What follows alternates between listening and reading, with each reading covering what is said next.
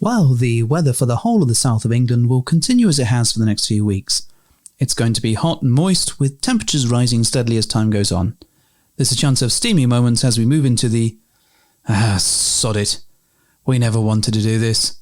We never wanted to be weathermen and women making innuendos about hot atmospheres and drizzly countries.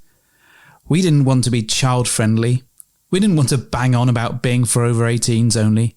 We want to talk about our sexy adventures. We want to be lifestylers, leaping from bush to bush as we sail down the rivers of British sex clubs and mountains of crazy experiences. The cheeky purple mamba, the liquid silk pumped liberally into our hand, the rodeo classic brief harness complete with Tantus curve, the Enjoy Pure One stainless steel dildo, the hot octopus digit, the ever so short messages on Fab Swingers, the sexy friends on Twitter, and the mighty vanilla alternative. With my best girlie by my side, we'd swing, swing, swing. Get in the gym or to your car. With our advice, you could go far. We fuck things up and we make mistakes. And talk about our sexy dates. It's getting hard for this to rhyme. Just as well, 'cause it's bed hopping time. Hello and welcome to the Bed Hoppers podcast. My name's Mr. H. I'm Mrs. H. What episode number is this, wife? No idea. I don't know what day it is. It is 111.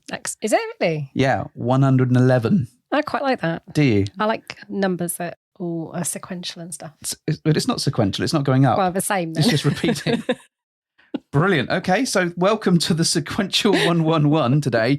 We're going to jump straight into this week's episode, well, with a minor bit of rambling at the start, which is going to be nice for you, gentle listeners. So people have been getting in touch with us over the last few weeks, in fact, the last few months, really, and asking about body confidence,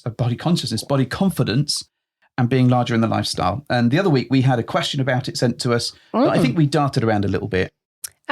I think we try to broach it sensitively, but like anything, we don't always know what we're talking about at the time. So, yeah.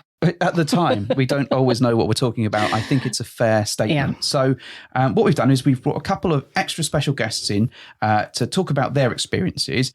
And we thought we'd interview them, we'd ask them some questions and see their thoughts on the matter. Oh.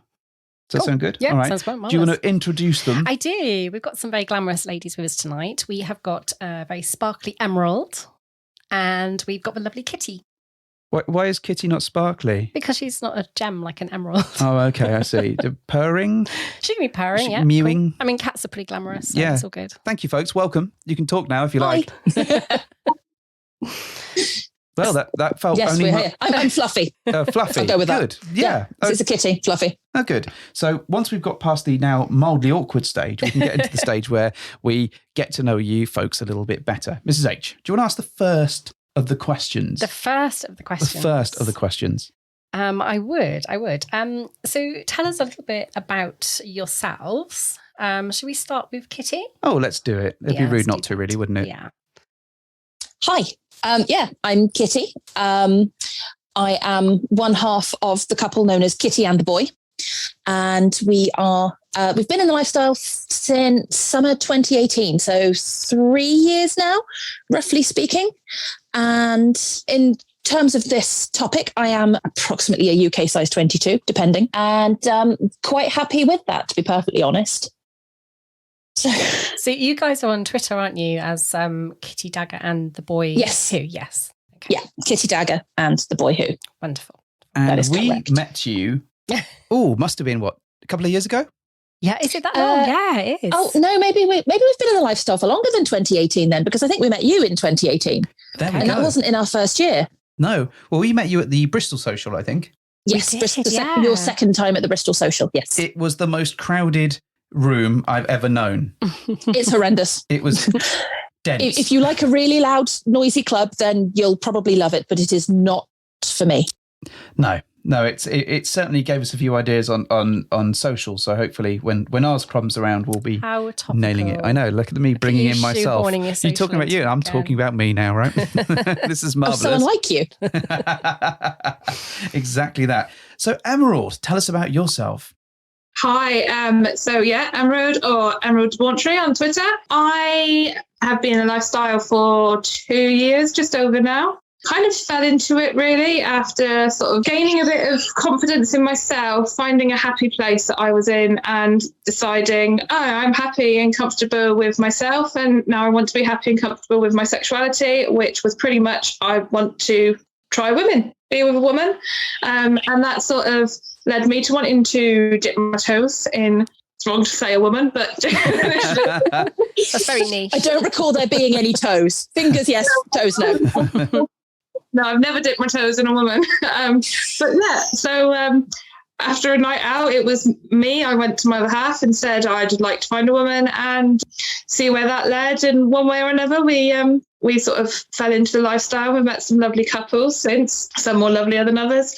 And yeah, I'm UK size 22 to 24, so I'm a bit on the bigger.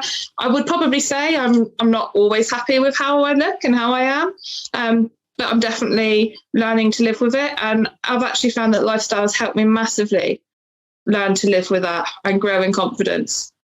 It's certainly a confidence booster, isn't it, the lifestyle? Or it can be. Yeah, it's definitely it's up and it's down. There's no two ways about it. Previously, I didn't think I would be as appealing to so many as what I suddenly am when you're on Fab or you're on Twitter, and you do get a lot of attention from it. And, you know, before any of that sort of came to mind, I didn't think I got a second look in a club or a pub or, you know, out in the supermarket. And now I kind of get second looks, maybe not in the supermarket, but definitely on social media all the time.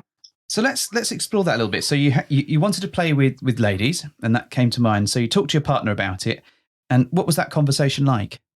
It's very drunken. I think he genuinely thought that I wake up in the morning and kind of go, oh no, what have I done? What have I said? But I woke up before him in the morning, and I was kind of already Googling, you know, how to meet women and setting up a Tinder account. That sort of genuinely got us started. It took a little while. Definitely took a little while through Tinder. I got speaking to some ladies. I found out about Fab. I signed up in Fab. We definitely went in too quickly and had to take a step back. Kitty knows all about this. And yeah, I remember that. Took a step back and kind of then approached it. It wasn't that long, maybe about 3 weeks later, a lot slower, and found our comfort zone really, and what it was we were looking for. We had to really decide what it was we were looking for at that point. I think we literally went in far too quick and needed to go over what it was we wanted. And where have you ended up? What's your sort of your lifestyle approach? So we mainly meet couples. We full swap with couples, and we do it hot wifing as well. That's been rather quiet lately. And again, mainly because after the last 18 months, I've kind of not felt comfortable myself putting myself fully out there on my own. But as a couple, we are still meeting couples and quite comfortable and happy meeting couples. And yeah, that's where we play. And I finally get women. Excellent. So Kitty, how did you go about getting into the lifestyle? What was that conversation like? I would say that in that instance, it was started more by the boy, although at the time I considered myself bi-curious rather than bisexual, because I'd never so much as kissed another girl. And that started back in 2012 when we had a random threesome with a friend. And then in 2014, when we did the same thing again. And then I think basically we just decided that actually that was probably a good thing for us, because it sort of helped our relationship when we did. And we sort of got better at communicating and, you know, all the good stuff.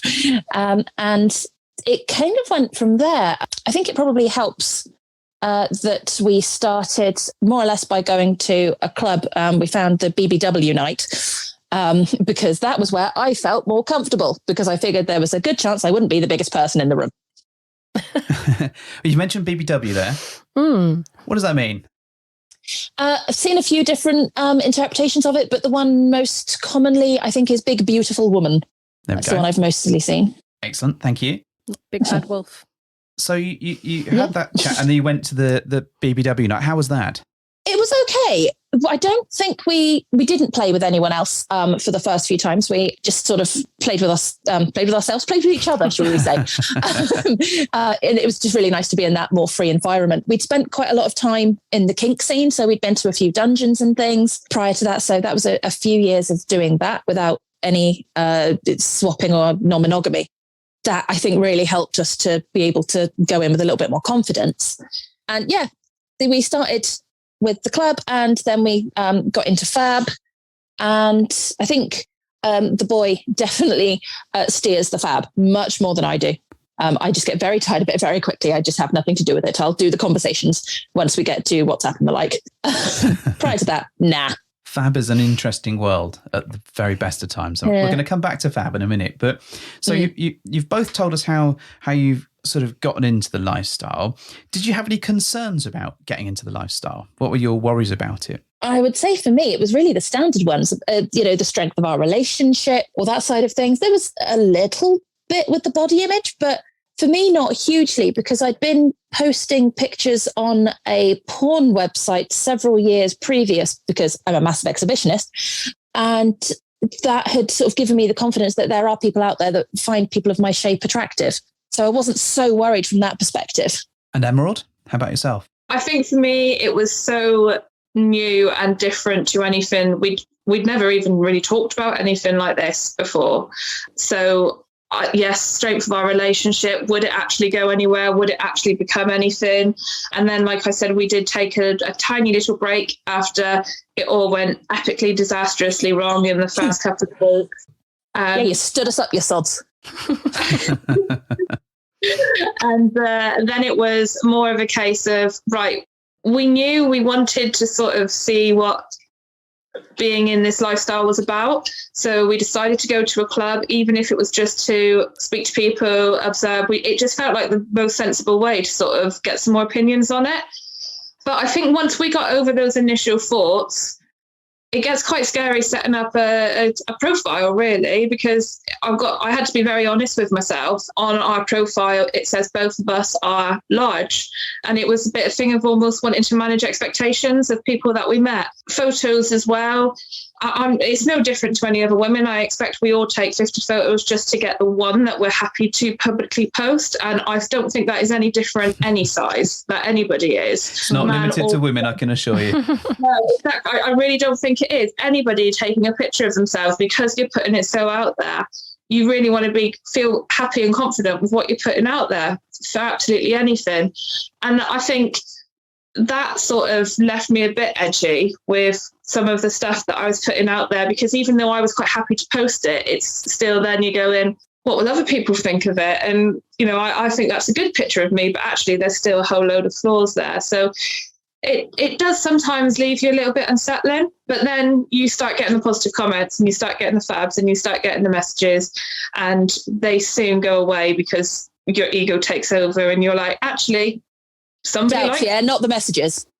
The doubts is what goes away, not the messages. Yeah, but somebody likes this and that's good. And I know not everyone's going to, but somebody does, and they're happy to tell you that. I've got a question for Kitty, actually. So going back to when you were introducing yourself and kind of, who you are and how you got into everything, you made quite an interesting point, I thought, where you said, actually, I'm really happy with the way I am. That's me. Pretty much. I'm very out there. That's fine. So given that you have put images of yourself out there and they've been really well received, and if anything, they've boosted your confidence to the point where obviously you'll continue doing that, and you're a self-confessed exhibitionist. Mm-hmm. Do you think the fact that there is definitely people out there who really, really like BBW and would like to see more of that, do you think that's going to encourage people like yourselves to stay the way you are and continue feeling fabulous about that? There is the two sides of it, because I feel sexy. I feel attractive in myself. I tend to like what I see in the mirror. At the same time, there is let's not ignore, there is a health aspect. And I do go to the gym. Both me and Emerald, I know, run on occasion. It's not a case of not wanting to improve, but it is a case of not thinking that my weight is the most important thing about me. My size doesn't define me in any way, shape or form. I can still be sexy and desirable and desired at any size. And whatever that takes for you to get to that place, it isn't about not improving. And do you know what? If I was a size 16, life would be a lot easier. There'd be more clothes available. It would be better. But to be honest, I don't really think that I'd want to be much slimmer than that, because I never have been in any way, shape or form as an adult. I've always been bigger. That's me. That's kind of what I look like. I just don't see me looking right at a size 10. Just can't see it in my brain. Jumping on from what Kitty's saying there, it's exactly right about there is a health aspect to it. Personally, like I trying to lose some weight, mainly more health-wise, because actually it's not even mainly more health-wise I'm trying to lose some weight. I don't want to get any bigger or be any bigger. My clothes fit me quite nicely right now. I don't want to go out and have to buy a whole new wardrobe. So sometimes for me, it's about, I've been a lot smaller. I have been a size 16, and that was really hard work, and I wasn't happy. I wasn't happy with the limited choices I felt I had to work really hard to get there. And then it felt like I was thinking about food and exercise more than I was actually enjoying life. Whereas now I am trying to lose a bit of weight, but I'm exercising healthily. I'm enjoying healthier food, but I'm still happy to embrace that I'm never going to be small. I never have been. I've only ever worked my way up the line. I've not really ever gone back down it. And I'm getting more and more comfortable with that as I get older. And as long as I'm healthy and I'm able to continue doing what I enjoy and continue being happy with myself, and most importantly, that my other half is happy with me, and that I'm able to do all the things I want to do with everybody else around me, that's more important really than being smaller shape for me. Okay. It does really help that my other half, if he's looking at another woman on Instagram or something, not in a dodgy way, but, you know, he's likely to appreciate someone who is of the fuller figure, which means that it does that more than anything. Since we've been together, has given me so much more confidence in myself, way before the lifestyle, way before anything else. It's just knowing that he's attracted to me. When we got together, I was about a size 16, and now and I've been up to about a 24, and I've lost a little bit again. But it's not the be all and end all. No, I can understand that. It's just nice knowing that. Yeah. And it's amazing to know that your partners support you through it, regardless. One thing I'm really curious about, and this is one thing that really struck us when we first started looking at jumping into the lifestyle and shoving our toes into people, or whatever phrase it was that you used. Please don't. That very niche porn we talked about. That very niche porn that we talked about. When we started thinking about this, or when I started looking and doing research, because let's face it, one of us does research and the other really doesn't. One of the things that we did do actually was listen to lots of podcasts, look at lots of materials. And at the time, it was all American based. It was all American producers and stuff. And we sort of got the impression from all of that everyone that was part of the lifestyle was this absolute supermodel that was going to be in these clubs, and they were all going to be draped around swimming pools. Maybe, I don't know where the swimming pool thing came from, but that's probably just that's my probably head. me. It's probably you. Giving you this weird image that everyone's going to be better looking than me. And we were really petrified to jump in. And that we wouldn't fit in. Yeah. And it was quite it's difficult, because when you've got that unknown, you really don't know what you're going into, and you really don't know how you're going to feel, and you really don't know what you're going to see. I'm just describing unknown things now, I guess, but you get the idea. How did you folks feel when you were thinking about the lifestyle as a concept? Did you have a similar sort of vibe, or? I think when we first went into it, we sort of found ourselves looking at more experienced sort of couples first up, really, because we kind of wanted a bit of a hand-holding guide, I guess. And we quite early on established that there definitely is a particular look and feel about some people in the lifestyle, that they're, essentially absolutely gorgeous, and never in a million years would we ever have thought that any of them would want to meet us. And as time went on, we have found a few that we originally, in layman's term would have said are way out of our league, that have been interested in us. And really get to know us and have spoken to us, and it's not really bothered them. And I suppose it's a bit like when you go to a club and you look around and every couple is different age, different shape, different size, different interests, and it's just another one of those factors, really. As Kitty mentioned earlier, starting at a BBW night is a night that, you know, she felt more comfortable with. Whereas actually, you know, we've been to a club quite recently and everybody was a different age and a different shape. And it's only through getting to talk to people that you then kind of decide if you want to go any further and go, you know, explore that further with them. But I think it's definitely more, there is an acceptance that it's not everyone's cup of tea, because naturally not everybody is everybody else's cup of tea. But it's sometimes the fact that it's not that you're not because you're a BBW, or, you know, on the larger side, it's because you're not, because there is no click, there's no physical attraction. And for me personally, somebody could be the other side of the scale, and therefore I wouldn't have a possible physical connection there. Yeah, there's no good dating an attractive Hitler, is there? Let's be honest. No, it works all ways, really. And I think because of that as well, and like I said, we do tend to find ourselves, if we're looking for a couple or seeing if a couple wants to meet, we look at it the other way, and we do look, and we probably look for people similar to ourselves. Seconded. Yeah. It's a really bizarre thing to do, but I know that I'd be more comfortable with that. You know, not in the sense of, oh, somebody else looks just like me, but that is a lot more where my comfort zone is when meeting up with other people.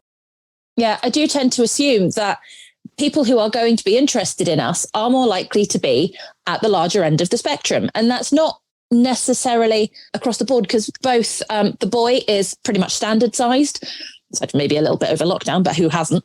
And my ex up before that was skinny as a rake. And it doesn't necessarily follow that the people who will be interested in me are the chunkier people. But particularly with women, they would tend to be the people that I would go for. Not so much with the men. I've had more, you know what I mean, standard sized men. But generally speaking, with women, it does tend to be those who are on the curvier end that I would assume would be interested. Yeah, definitely agree with Kitty with that. If I'm, you know, looking for a woman, I am definitely looking more for a curvier woman. But again, that's my personal preference. Men, there is that too. I'm not. The personal preference thing is so fascinating, and some of the messages that you know, even I've had with people saying, well, we'd meet you, but you have to shave your beard off. I'm like, fuck off. Again, like, it's literally, preference, it's just preference. And I get that.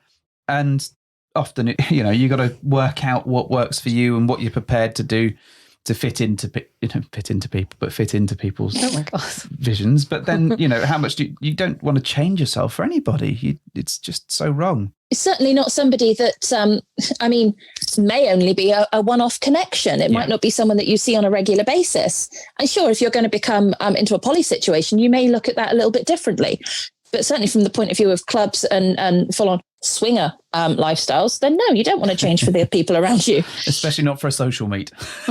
No. We're going to just have share a pint and we'll be fine. Share a pint, that's very skinflinty, isn't it? Terrible. Just one pint between all of us will do well. But yeah, to do that, you've got to change your hair, you've got to change your clothes, change your personality.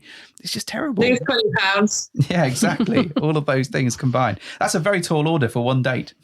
Yeah. Exactly. And personality is more attractive anyway. It really is. It really is. Not even guaranteed to get any either. So I'm curious about your experiences. So you've been in the lifestyle for a period now, and you've been exploring various things. Have there been any negative impacts to that experience? I think the biggest thing for me negatively is, I've spoken to Kitty about this previously, is what seems to be almost like the in secret behind closed doors. I usually, this kind of comes across more on the hot wife in rather than sort of the swinging scene for me.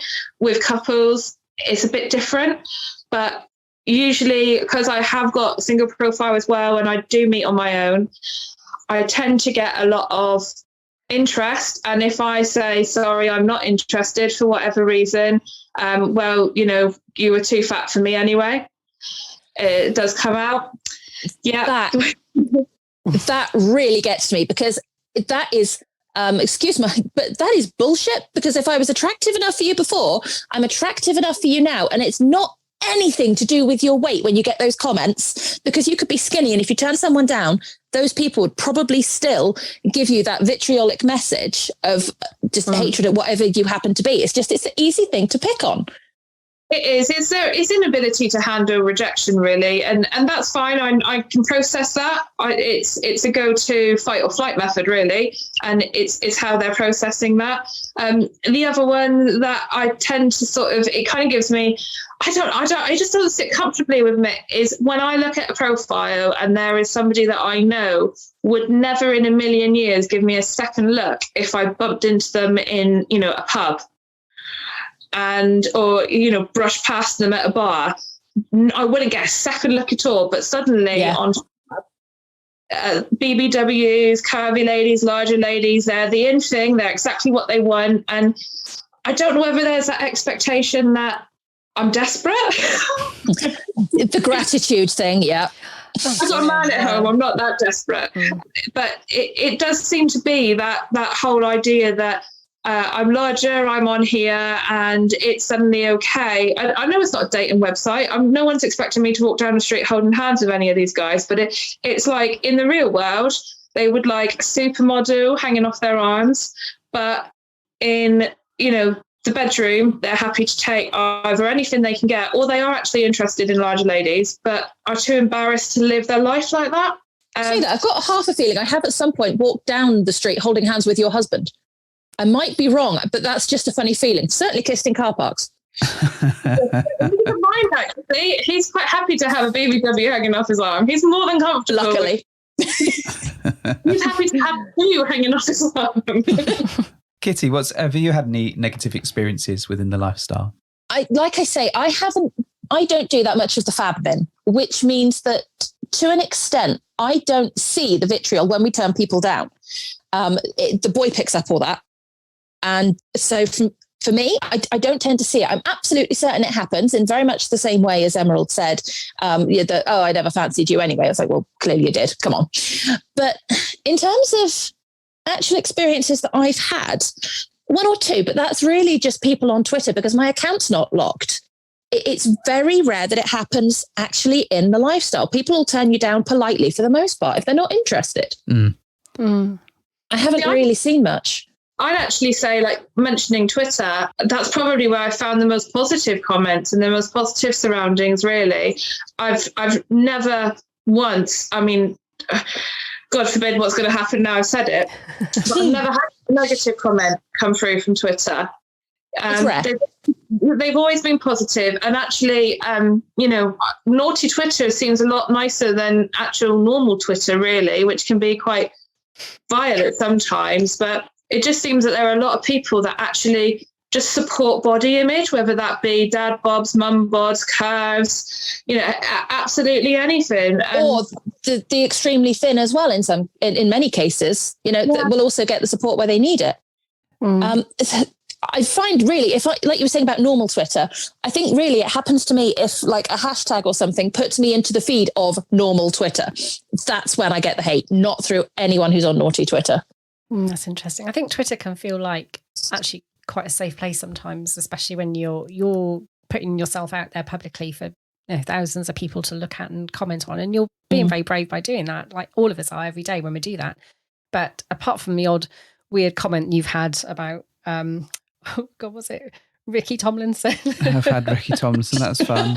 Ricky Gervais, I've had that. I've had people ripping the show apart. I've had the comedic people routines can too be bad. mean, But you know what? Most of the time, he says sweepingly, Twitter or naughty Twitter has been a fabulous space for us. I agree. And the community that's on there, particularly around the sort of lifestyle stuff, has been really, really good. And, certainly, I've really had a newfound belief in that, sort of organising the social recently, because we've got a Discord chat group with many of the people that we've met through Twitter.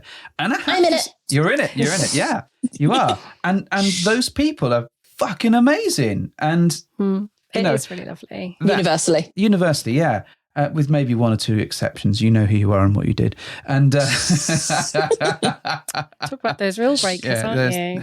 I just claim it wasn't me. In your wasn't you. You're Discord fine. on a daily basis. But it's really reaffirmed my belief that on the whole, naughty Twitter has been a really positive place. And for every one shitty comment that you get, there are 100 great amazing ones, really nice ones and really life-affirming ones. And not just from a body consciousness, but actually, oh shit, something's happened to us, and people go out of their way to and help. So, I've been, shocked and stunned and shocked by the support. It is people. Something that you've said before, H's, that when you are, if you've got something big happens in your life, a lot of the time, the people who give you the most support and the best reaction and everything, they are your lifestyle friends in a lot of cases. 100%. When things go really wrong. Completely. Vanilla friends can just sort of like vanish into the ether, but Emerald and her other half have been there for us. No, I agree completely. And I'm glad that we said that, because they're not the only ones. No, But it's been a really interesting sort of experiment in many ways, and certainly over through the COVID times, I think that Twitter group has just kept us going many ways. It's been way more than probably some vanilla groups, I would say. Yeah, really supportive. So we've talked a bit about the sort of negative experiences. What about the positive ones? So the Twitter group and naughty Twitter being very supportive, that's been pretty good. How's it impacted your confidence? Mine's changed, it's just increased through the roof. There is no way I would have posted so many pictures of myself in lingerie or not. Before I went into the lifestyle, and also just realizing that, like I said before, it's more than just my other half that likes me and my body as it is. And I think I still always find fault with myself. The only part of me I like is my eyes. They cannot gain weight or lose weight. And the only thing I'm comfortable buying are handbags because they'll always fit. But I just think, as much as like my other half says to me and other people say to me, I still focus too much on my size. I am so much better than what I was just over 2 years ago. I've just learned to embrace it a little bit more. Yeah, there's rolls, there's squidgy bits, there's, all of these flabby, baggy bingo wings and everything like that. But they have just become part of me, and they're just, I think the positives that you get from meeting people, the positives you get from feedback, from your pictures, from building your friendships, relationships, whatever it is you're building with these people that you meet, Kitty is just, to me and Kitty, although similar sizes, we're very different shapes. So we also sort of show that being on the larger side, being BBW, that even still in itself comes in different shapes and forms. I do not have your bust, not by a long shot.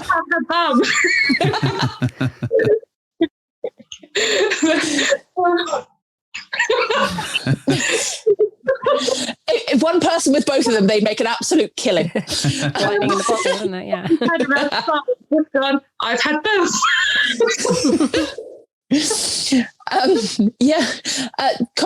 My answer.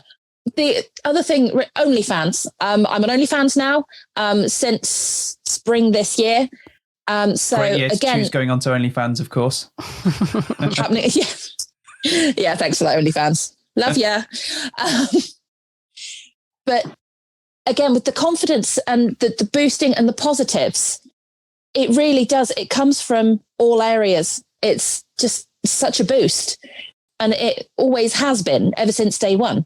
I suppose the key things really are, if you are a bigger person and you're worried about going into the lifestyle, I can't say that it's for everyone, but that's got nothing to do with your size, your shape, your weight, your looks, anything. That's just to do with the lifestyle. It is not for everyone. But in terms of how you look, yes, it can be for everyone. Make the best out of what you've got. Sure. No, the grooming, the nice hair, nails, whatever, all of that. That's the thing that will really help you out. It's got nothing to do particularly with your body size and shape. For individuals, yeah, sure, but not generally. And there's something to be said for confidence as well with that. And the more confidence you can build yourself, the more attractive you will be to other people. I think that goes, we've certainly found that. Most definitely. Be chatty, be relatively normal, not too normal. Too normal is suspicious. I think that's a bit I'd add on for what like you guys and Kitty have just said there, that actually it's that ability to, above all, I would rather hold a conversation with somebody and get to know somebody and make my decisions as to whether it's going to go any further through that, really. And like you said, confidence in yourself, confidence in who you are. And it does take a while, but you do have to be comfortable in your own skin, because if you're not comfortable in your own skin, putting it all out there. How's anyone else going to be comfortable in your skin? That sounds very creepy. It puts the lotion on the skin, or else it gets the hose again. I've said before, going to places like all-inclusive sort of naturist places like Desire, and when we first went and took all our clothes off the first time on holiday. Yeah. It's amazing what a great equalizer being naked is around people. It's so strange. I actually felt more uncomfortable and more body conscious with clothes on. And then the second I took them all off, it kind of made everything normal, because you're just all there then. And then there's nothing really to hide and nothing really to worry about, because everyone's there for the same reason, which is to be happy and comfortable in their skin. So it's surprising just how nice and liberating it can feel, no matter what your size, I think. I think that's exactly it as well, is this sort of confidence and, being happy in yourself. That is all sizes. That really is across the board for anybody in this. If you're not, that's really going to shine through more so than somebody who is just comfortable in themselves. And it's not easy to overcome, really. If there's the slightest bit of you that you're not unhappy with, regardless of your size, then that's going to be a sort of area you try and cover. You might fidget, sit a particular way, and I just think it's really being mindful that you're not the only one. There's a point in everyone's journey where they've got something that they're not happy with themselves about, and that's going to change in time. It might be a bum, it might be a boobs, it might be your arms or your beard, or there's going to be something at some point that somebody's not comfortable with, and it's just about sort of overcoming and finding a way to make yourself comfortable and accept that, really. I think there's a lot to be said for choosing the right outfits, particularly if you're dressing down. The right lingerie can make a massive difference to how you feel, because you can either conceal the bits you don't like, or in some cases you can wear the things that actually display them, because if you feel sexy and it's still, even when that bit is very much on display, like if you don't like your tummy or something, then fantastic, because it can help you learn to love it. And also taking a lot of photos in the good angles. Work out what your angles are. Don't just sort of stand there straight on. I think the world of fab could do with that advice, to be fair. Yeah, that goes for everybody. Work out your angles, and there is more to you than your genitals. Yes. We don't really need to see them half the time. We really don't. Yeah. They're not really the best angle either. Rarely. One thing I would add, though, is that one thing that we found quite early on is that with the lifestyle is that you're going to, regardless of your size, shape, confidence, all this stuff, you're going to get rejected. It's going to happen. It happens to everybody. Don't let it beat you down. Don't let those first few experiences colour your whole view of the entire lifestyle. And we certainly found that when we started this, we got rejected. We went through a load of fucking terrible meets, as you'll have probably heard, some of you. If you're listening to this, you probably heard some of them. And, it took us a while to find that groove. So if you're feeling underconfident and then you go into that situation and then you get knocked back, it's hard, but pick your feet up and try again. Think about, if there's something different you could do, maybe different pictures, different whatever. Absolutely. But be mindful that actually it takes a little while sometimes to find where you fit in the world and what works for you and how to present your best self. So if you do find that you're getting those slapbacks, it's not the end of the world. It just takes time. It is. I agree. And it isn't it's hard generally though. personal. When you're rejected, sometimes it's hard not to pick your own faults yourself and use those as the reason why you were rejected. I've done it so many times where I've compared myself to, the other lady in a couple, for example, and gone away thinking, oh my goodness, like he's going to find her more attractive because she's got a smaller tummy than me or a smaller bum, whatever it is. And I constantly do that even now. It's hard not to if you've got those insecurities, I think. So what was the learning from that then? It's hard. I'm just saying, when you're rejected, sometimes it's hard not to bring your insecurities to the fore and assume it's that got you rejected. So the learning is... I don't know what learning is. Come on, we can get there. If we all push hard enough, we'll come out the end of this one alive. No, Often, I don't think it's the thing that you assume it is. You may think that you've been rejected because she's got a flatter tummy than you, but it may be because you're taller than the man and he doesn't like that, or that your ages are wrong, or that they're not a fan of brunettes. It could be anything. There is nothing to say. They saw me kill those puppies and threw them in a river. That often puts people off. Oh, it would. I can understand that. Yeah. We had a couple recently who, when seeing photos of us, just said we're not their type, which is absolutely fine. That's everyone's right. As I've said before, it would be weird if everybody did like Marmite. But at the same time, as things have progressed and they've continued to talk to us more and more, they've now suggested the possibility of meeting up in the future. So it might be as well that although there's a really quick judgmental decision that somebody's not your type, as they actually get to know you a little bit more, get to speak to you a little bit more, personality wins sometimes. Not all the time, because you could be... It done half help. It really does. It really does help. And we've had a number of situations where people that we've met have sent us messages after we've met them, and they've been perfectly wonderful and lovely, but the state of the message is so bloody awful that ordinarily, in normal circumstances, if they'd sent us those messages on Fab or something there, we'd have very quickly dismissed them because of the prejudices of what you get through. My answer is to how much I proofread my message to you. Yeah, because Emerald, I love you, Emerald, but your typing is appalling.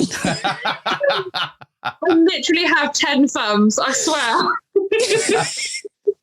No fingers, 10 thumbs. But it is funny looking back in hindsight that some of those people that we've met, and they've been perfectly wonderful, amazing people that we've developed relationships with. But if those messages that we had after were the ones they sent us, it would have been absolutely no chance in hell. And that just goes to show that we all wear our own prejudices, and we all go around with those goggles on, the RoboCop scanning goggles of what we think is attractive and looking at them. But often when you get to know people, it presents a very different picture. Can't always change, but it can give you a very different insight into people. Mrs. H, do you want to add anything there? Any other paths you want to take us down? Wow. Since you so rudely shot me down in flames for my last one. I didn't shoot you down in flames. I just thought you were heading towards a really good point, but we just didn't quite make it. Do you know what the point was? We could get there? Yeah, I don't know. I don't know. It was be excellent to each other. Yes, that. Yes. Be kind. This is a good way to end things, dear. Just be excellent to everyone. Yeah. Okay, so no further points though to add? Okay, lovely. Thanks very much. So any further points, folks, that you want to chuck in on? I think we've probably covered most of it, really. It's just work on your confidence. Yes, if you are plus size, you absolutely can be successful in the lifestyle. That's the big one. And I would probably just say as well is, plus size can be sexy as well. There's a massive range of lingerie now, which is open for plus size. Our clothes, they're not on the high street. No, I cannot walk down the high street and easily buy clothes, but they are online. They are there, and we can look good. We can look nice, and we're not all big slobs. No, not at all. Okay, folks. So, Kitty, where can people find you online? I was going to say normally in the pub. She's always in the pub with the boy. You are not wrong. You are not wrong. We do spend a lot of time in the pub. However, online, right. I am Kitty Dagger in most places. Occasionally Shepherdess85, but generally speaking, it's Kitty Dagger on Instagram, on Twitter, on OnlyFans, and Kitty and the Boy on Fab. And on Wetherspoons. Absolutely. Table 46 in Wetherspoons. That would be my real name. Normally table 19 for preference. And Emerald, where can people find you in the world? So Twitter, I'm Emerald Debauchery, and on Fab, joint one. So as a couple, we're a horny sofa couple. Now I'm going to start this name. So when we created our Fab profile, we were horny, sat on a sofa, and we were a couple. That's it. That's all we got through. And then my single one is Cookie Jar. Fantastic. Where my hands are. Thank you very much. I want to say a huge thank you to you both for joining us today, and for your comments and your support, particularly over the last few months. It's been absolutely fantastic, and I'm so glad that we've had you on to chat away and cover some of these topics. Mrs. H, anything you want to chuck in? Oh, I'm excited. Kitty's coming to our social. All right, way to make one of them feel special. Oh, it's exciting, isn't it? I'm sorry, I'm late to the party for that one. That's why I've got that thing called work. Pay the bills. It's all right. There'll be another party of some sort, I'm quite sure, in the near future. Stay tuned for details, folks. I'll reveal that whilst drunk, probably at the social. No, you're on the watch list. Sorry? No, you're on the watch list. I'm always on the watch list anyway. I've been told that I'm on the watch list for my own social. This is a terrible situation. On your own watch list. And yeah, Mrs. H, do you want to do your thing? I do. Well, thank you for hopping into our bed.